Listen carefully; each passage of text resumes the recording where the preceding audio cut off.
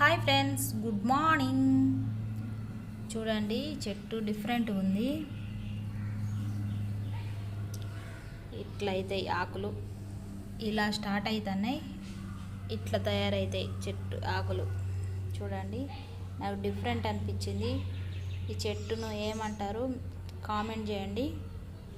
ఇది ఇంట్లో పెట్టుకుంటే చాలా ఆక్సిజన్ వస్తుందంట, అందుకనే మేము పెట్టుకున్నాం. దీన్ని మీరేమంటారో కామెంట్ చేయండి.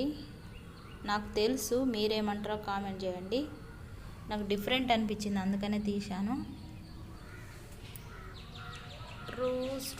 రోజా పువ్వా, రోజా పువ్వా.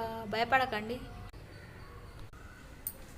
మా అబ్బాయి చూడండి, పతంగి ఆడబెట్టుకున్నాడు.